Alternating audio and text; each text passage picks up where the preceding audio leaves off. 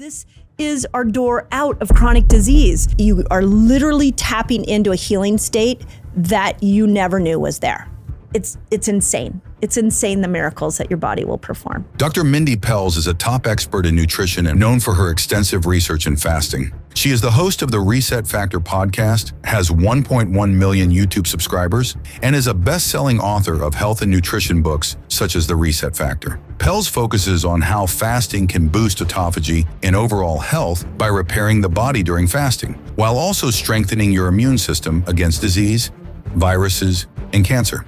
So, what can Mindy Pelz tell us about this important process called autophagy? What's interesting on this one, and this is something I really want to get out to the world, is that when you stimulate autophagy, what you're doing is you're turning on the intelligence inside the cell, and that intelligence is looking around and it's going, hey, there's a virus, there's a bacteria, get them out.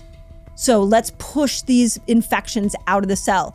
That mitochondria, it's not working well. We need to repair it. That endoplasmic reticulum inside here, it's lagging. We need to fix it.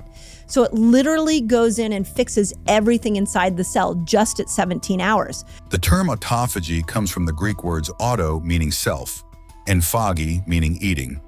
Essentially, autophagy is a self-eating process when the body consumes its own waste and transforms it into usable components.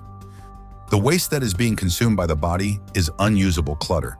This clutter and damaged proteins tends to trigger inflammation and lead to disease. So, according to Pelz, for our bodies to initiate the process of autophagy and utilize cellular waste as energy, we need to be in a fasted state.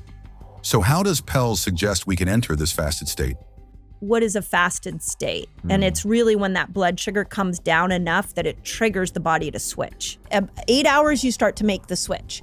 By about 12 hours, your body's now starting to make a good dose of ketones. Ketones are acids that your body produces when it breaks down fat for energy. Studies have shown that while under ketosis, the feeling of hunger is suppressed, which is very helpful in assisting you to continue on with your fast. So that's the first thing to know. 13 hours, we start to see that growth hormone goes up, which is what slows down the aging process, helps us burn fat. We also see in men, we see testosterone start to go up, 1,300% increase in testosterone with just a 15-hour time period.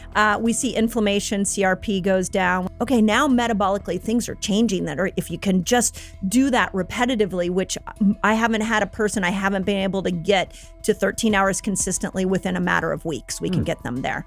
And so now you're there, you're experiencing this. Okay, what else do you want to experience? 17 hours, we stimulate autophagy. The cells start to repair themselves, and old aging cells get rid of. 24 hours, your whole gut resets, and you get intestinal stem cells that come in and repair the whole inner lining of the gut. 36 hours, your body goes and finds that stubborn fat specifically around the belly, and it starts to burn that for energy. 48 hours with no food coming in, now all of a sudden you're getting new dopamine receptor sites. Okay, why are you getting that? Because your brain has got to get motivated to go find food. So you reboot the whole dopamine system, and then 72 hours, the whole immune system reboots itself and recycles itself. That's without a drug. That's without a supplement. It's crazy. That's why I'm like, we have to get this out to the world. This is our door out of chronic disease. We just got to train people how to get over there. And that's that, to your point, getting over there is the hardest part. But once you learn how to do it, it's insane. It's insane the miracles that your body will perform. Every fast has to be exited properly so as not to negate its positive effects on the body and mind. For the best results, a good rule of thumb is to extend the fasting period by twice as long and conclude it gracefully, gradually reintroducing food into your system. This approach will prepare the body, help reintroduce essential nutrients, and also prevent the weight gain that often accompanies caloric restriction. Dr. Mindy Pelz highlights the best foods to help end your fast, no matter the length.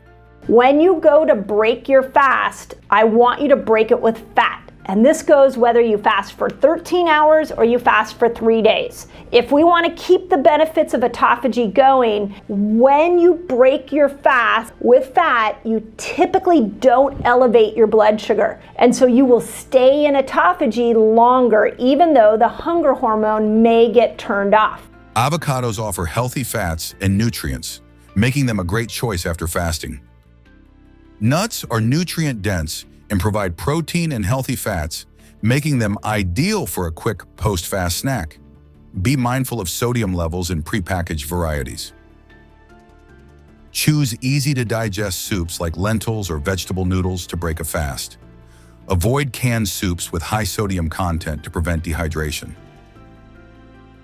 Eggs provide essential nutrients and are easy to digest, making them suitable after fasting. If concerned about cholesterol, consider using egg whites for a healthier alternative. Unsweetened yogurt and smoothies made from fresh fruits are excellent for breaking a fast. Go for smoothies without added sweeteners or fillers for a nutritious choice. Bone broth is rich in collagen, protein, and gelatin, making it supportive for digestion. However, it contains calories and is not suitable for vegetarians or vegans. Coffee is loaded with antioxidants and provides a strong caffeine kick. Green tea is rich in health-promoting polyphenols like EGCG and provides a mild caffeine boost. It's suitable for breaking a fast as long as it's consumed plain, but adding honey, milk, or sugar will break the fast. The other thing that it does is it'll say, hey, you know what? This cell's going rogue. This cell's becoming a cancer cell. This is a senescent zombie cell that's going to start to age you quickly. They're a weak member of the team. And so in this fasted state where no glucose is coming in, no nutrients are coming in, you're a liability and we need to get rid of you. And so it gets rid of those cells. So it's like taking the trillions of cells in your body and cleaning them up and getting rid of the ones that are no longer serving you. Some early studies suggest that fasting may decrease the likelihood of developing certain cancers. This idea is based on the understanding that all of us have cancer cells present in our bodies at any given time. If a blood biopsy were taken, it would likely detect some types of cancer. However, the immune system typically identifies these cells and eliminates them. When the immune system is compromised due to chronic exposure to highly inflammatory foods, it has to work overtime to manage the inflammation. When overwhelmed by inflammation, the immune system might not be able to effectively address all cancerous cells. This is where autophagy plays a role.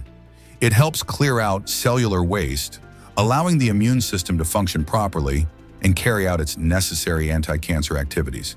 One of the greatest studies ever done on women was they took a group of women after they had had traditional breast cancer treatment, and they had them just fast 13 hours every single day.